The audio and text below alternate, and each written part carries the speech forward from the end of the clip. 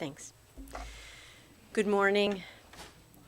And on behalf of Neil's family and friends, it's so nice that you're here to support them. I know he was out of town. The family's quite a bit of them out of town as well. And it means so much that you are here to share in this actually celebration of a life that was taken too soon. I lift my voice when all is dark. Into God's hands I place my heart. Biyado afkid ruchi. I'm not afraid, Adonai li. I lift my eyes when all is night. When I need help, I seek God's light. Lo echsar Adonai roi. I'm not afraid, Adonai li. Biyado afkid ruchi. I'm not afraid, Adonai li. Death has taken our beloved Neil. Our friends grieve in their darkened world. In their silence there is lamentation. In their tears there is loneliness. Lost in their sorrow, may they find the presence of loving friends. Hear them, O God, and be with them. For Neil's love that united us in life, and which death cannot sever. For his companionship that we shared along life's path, and which continues through the tenderness of memory. For the gifts of his heart and his mind that brought us joy and brought us happiness, and is now a precious remembrance. For all these and more, we give thanks to God.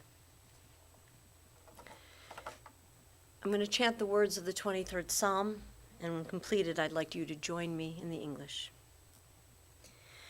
Mizmor leDavid, Adonai roi lo echsar. Binodeh sheyarbitzeni, al mei menuchot yenahaleni. Nafshi yishovev yanecheni, v'magle tzedek למען שמו. גם כי אלך בגיא צל מוות, לא ירא רע כי אתה עמדי. שבטך ומשענתך, המה ינחמוני. תערוך לפני שולחן נגד צורריי, דשנת ושמן ראשי. כוסי רוויה, אך טוב וחסר ירדפוני, כל ימי חיי, ושבתי בבית אדוני, לאורך ימים. The Lord is my shepherd, I shall not want. He maketh me to lie down in green pastures. He leadeth me beside the still waters. He restoreth my soul. He guideth me in straight paths for his name's sake. Yea, though I walk through the valley of the shadow of death, I will fear no evil, for thou art with me. Thy rod and thy staff, they comfort me. Thou preparest a table before me in the presence of mine enemies. Thou hast anointed my head with oil. My cup runneth over. Surely goodness and mercy shall follow me all the days of my life, and I shall dwell in the house of the Lord forever.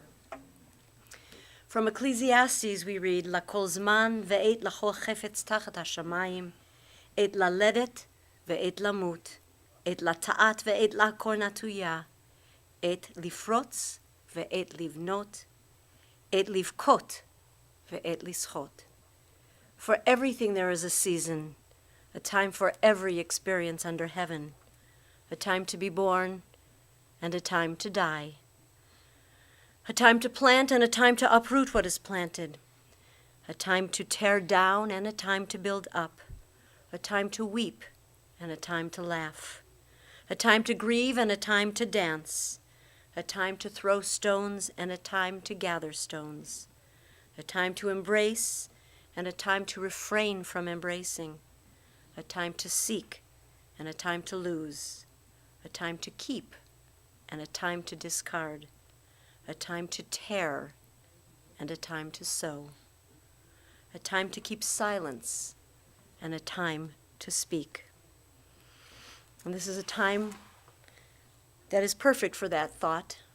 At times you feel like sitting silently in your own thoughts about Neil, sharing your own personal memories just with yourself that make you smile and also bring a tear to your eye. But it's also a time that you like to share your stories with others and have others tell their stories about Neil to you. And that also brings comfort. And I'd like to just share a few words. First, a poem. You can shed tears that he is gone, or you can smile that he has lived. You can close your eyes and pray that he will come back, or you can open your eyes and see all that he has left. Your heart can be empty because you can't see him, or you can be full of the love that you shared. You can turn your back on tomorrow and live yesterday, or you can be happy for tomorrow because of yesterday. You can remember him and only that he is gone, or you can cherish his memory and let it live on. You can cry and close your mind, be empty and turn your back, or you can do what he would want, what Neil would want. Smile, open your eyes, love, and go on.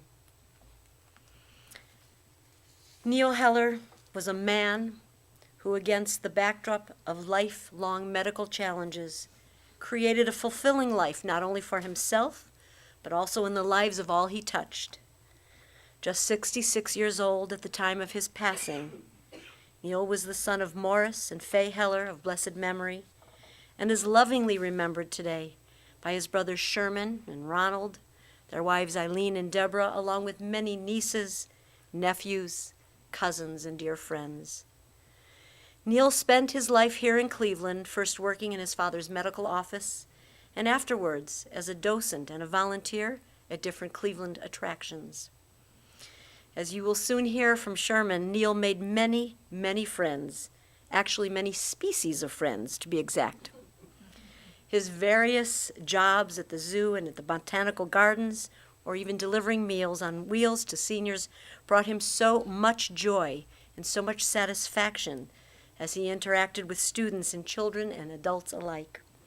He went above and beyond what is typical for a volunteer, and he added many things out of his own pocket, working with the children, and he claims that the work ethic that he learned he inherited from his own father. Neil was devoted to Judaism, and he especially enjoyed his Sunday morning Torah study with Rabbi Roger Klein at the temple. He attended those classes weekly with his father. In his later years, when he moved to Charlottesville, Virginia, to be closer to family, he continued studying and learning with Ron every week at the Chabad house. Neil was a very kind and caring man. He was open-minded. He never complained, and he was never angry. Surely faced with all of his adversities, he certainly could have taken that path with anger and resentment, but he chose to give back and to do for everyone else. His goal was tikkun olam. He was indeed God's partner in repairing this world. Neil wanted to leave the world a better place, and our world is certainly a better place because he was in it. Zichrono livracha, may his memory always be for a blessing. Sherman, I'd like to invite you to share your stories as well.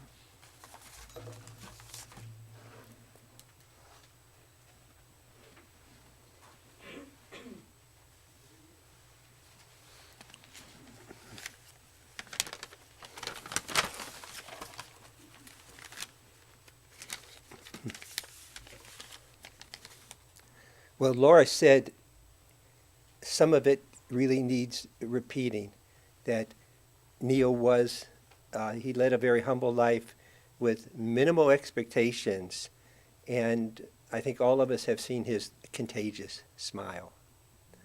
That would sort of, his mouth would go up like this, and that was it. And we have a lot of pictures of that. It was almost like a smirk to say, I dare you, but that was him. He was very good at listening to people. And rather than spouting off what he knew, he would ask you, what did you know? And it's a very, very unusual characteristic. And to see his friends, some of whom are here now, he was always happy to see you. I know Elliot and Dan, you didn't expect when we went out to dinner when he was in Cleveland that would be the last visit, because Neil didn't want people to know that. He was in that sense, he wanted to fight until the last day. Yes, he never complained. And really important is he was never negative about people. You know, I've asked people around, you know, you look around and how many people do you see that are never complaining, are never negative, are never saying, woe is me. You know, I could count them on one hand, the people that are like that. And that one of them is Neil. As my son in his letter will explain, Neil was a fanatic about looking at going to used bookstores, and he was very proud of the deals he could get there. And it was over and over, and he would send Ron and me books that he had found in a used bookstore. He would find articles that were on health, and he would always say, this is good for your heart. Read this article. It could be low salt, it could be whatever it is. And he sent these to both of us to make us a healthier person. And that was part of his love for us. But beyond that, he also remembered our birthdays. And he would always send something for us. It was a subscription to a magazine. And I don't know about Ron. Ron didn't say anything about this. But he didn't forget birthdays. He may have forgotten other things, but he never forgot birthdays, and that was really special to him. What were his passions? You know, as Laura said, certainly the zoo, Botanical Gardens, Natural History Museum. And he got awards from both the zoo and Natural History Museum for more than 1,000 hours of volunteer time. Meals on Wheels were special to him also. And there were only two problems with it. One was that whenever he'd go into an apartment, and a lot of these were older Russian women, they wouldn't let him go because they wanted to talk to him. He was the only person that would visit them during the day. And he said, I got 15 more meals to deliver. That was that. And the other thing about that is some of them tried to teach him a little Russian. And that was hard. I never heard him speak Russian, except that they said, come on now, I teach you how to say hello, goodbye, thank you.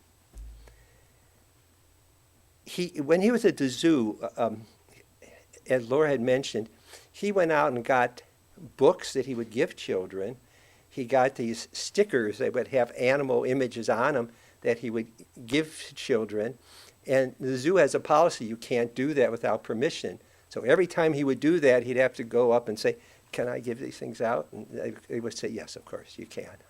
So he was really much involved as a docent in these places. He would have, if you've never seen him do that, he had a little booth of his own, and he would have different animal pelts on there. And he would go up to a child would walk up, and he loved children. And a child would go up, and he'd say, look, feel this pelt here. Now feel this one here. What's different about it? Why do you think they're different? And he would draw the children into this. And it was just something you normally don't see with him. But when you're standing there and watching him interact with the children, you saw that he really had a great love for them. Laura mentioned the animals. He had a favorite thing. Correct me if I'm wrong on this, Ron. He liked the pythons, he loved the elephants, but he loved most of all the orangutans. And there was a story that he was building Lego blocks on one side of the orangutan wall, and the orangutan on the other side was mimicking him. Is that correct? Okay. So I really had a love for that. My mother and he would go out to Hallmark card store. They didn't buy any cards, but they would stand there reading these funny cards to each other and laughing. That was their humor. It was incredible. I can, and maybe you can imagine, I can imagine my mother doing that very easily. She would pick up a card and she'd start laughing. I don't know how she handled the off-color cards, but anyway. But they would stand there and they might spend an hour there just reading cards and reading the jokes. And I mean, it was really very special. His real passion, though, of everything was food. At one time, we were there in Cleveland, and I don't know if you remember, at Cedar Center, there used to be a Chinese buffet restaurant right across from where May Company was. And it was like $3.95 all you can eat. Now, this was a while ago, of course. But we came to Cleveland, and he said, well, wow, this is a great place. And we would say, no, we're not going to eat there. But he said, you get all you want for $3.95. So Neil was never hurting for money, but this is his approach. He wanted food. Eventually, he learned to take better care of himself and low salt and stuff like that. But at that one time, it was really precious to see him say, this is great, great, great. He never said it was a great place. I don't know if Elliot, you went with him there or not. Elliot, did you? I don't remember, but I think he had said that you went there with him sometime. Doesn't matter.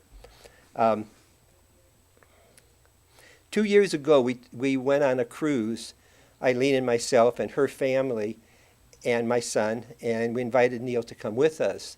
It's just a Caribbean cruise, not anything special in itself. But what was special was that there's food. If you order a dinner, and you say, I like that also, they bring you another dinner. And he was beside himself. You wanted 2 different appetizers? I can get 2? And you get 2 appetizers. I mean, it was really, he just loved that.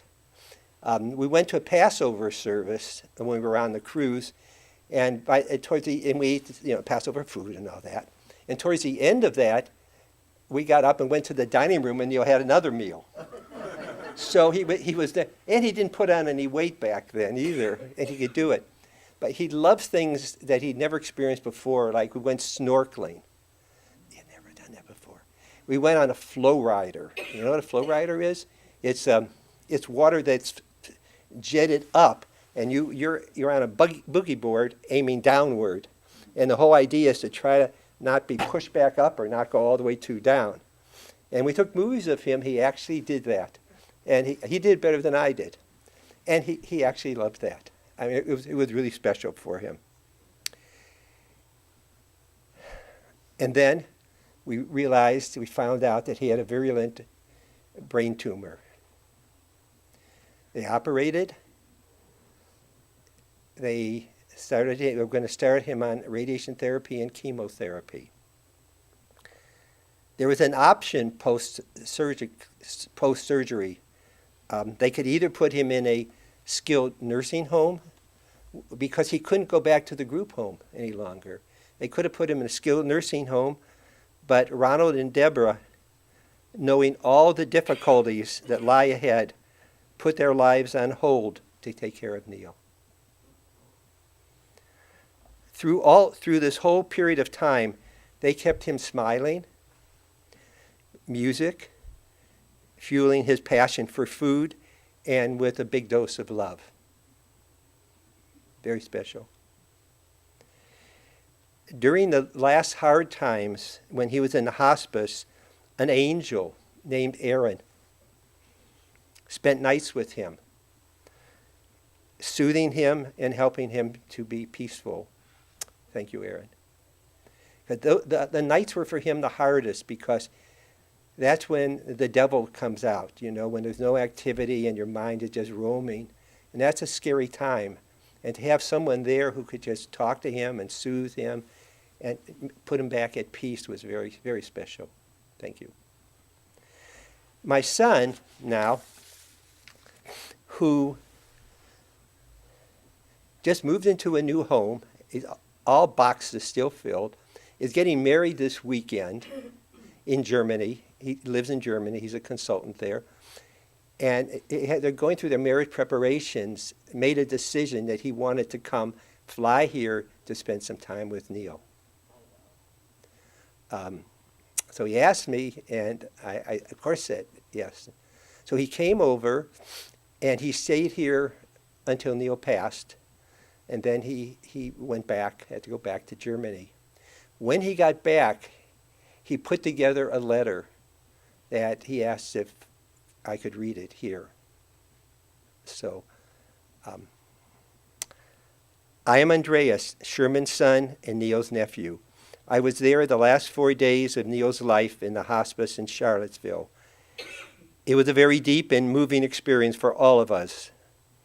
I was very lucky to be able to be there and to say goodbye. Because I returned to my home and family the afternoon Neil passed, I am sending my story for Sherman to read for me.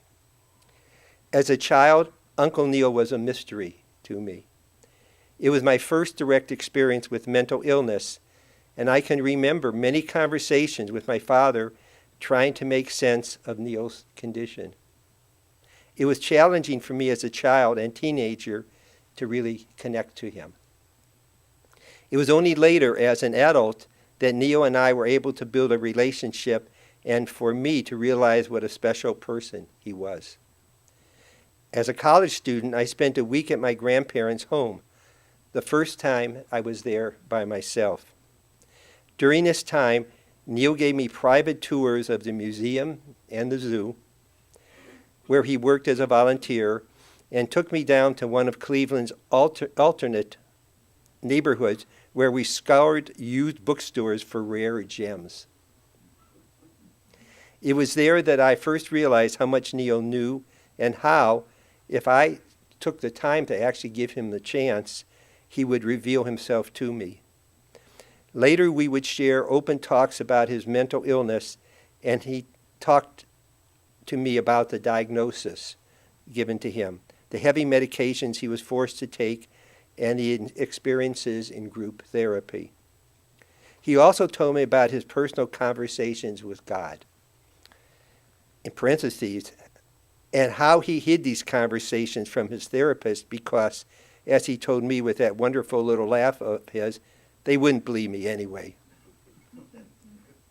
Again, it was about showing him interest and giving him space.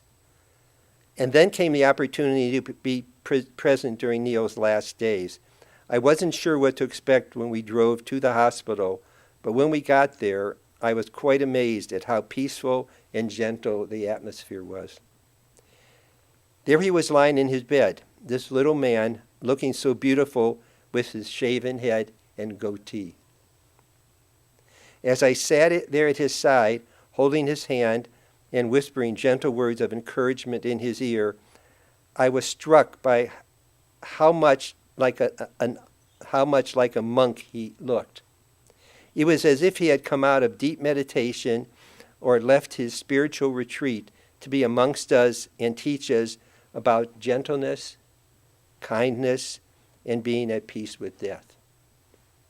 Uncle Neil, I'm glad I was sometimes able to take the time and listen. You taught me many beautiful things.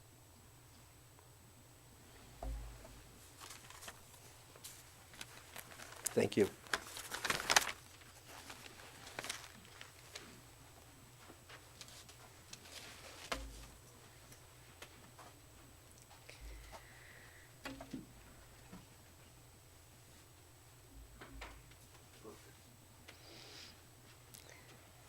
There was one piece of the Lego story, I think you told me, Ron, that he was creating Legos on his side of the wall and the orangutan was matching that. But when he stopped, the orangutan started creating with the Legos and was waiting for Neil to recreate what, yeah, it's kind of cute too. You know, monkey see, monkey do, I guess, for real. In the rising of the sun and its going down, we will remember him. In the blowing of the wind and in the chill of winter, we will remember him. In the opening of buds and in the rebirth of spring, we will remember him. In the rustling of leaves and in the beauty of autumn, we'll remember Neil. In the beginning of the year and when it ends, we will remember him. When we are weary and in need of strength, we will remember him. When we are lost and sick at heart, we will definitely remember him. When we have joys that we yearn to share, we will remember him. So long as we live, he too shall live, as he is a part of us, as we remember him. Adonai natan ve'Adonai lakach, Yehi Shem Adonai mevorach. God has given, and now God has taken away. Blessed be the name of God. May the memory of Neil Heller endure among us as a blessing. In your own time, O God, when we too are called to enter eternity, may we leave this life secure in the faith that in your light we shall see light.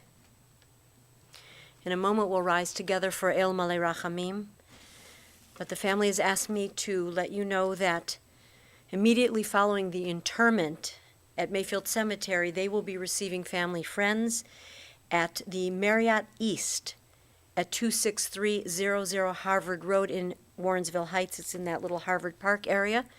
Today until 4 o'clock, and then this evening from 6 to 8 p.m. Donations in Neil's memory are suggested to the JFSA, the Jewish Family Service Association plan, jfsa-cleveland.org, or to the Cleveland Metro Parks Zoo. I ask you to rise, please, for El Malei Rachamim.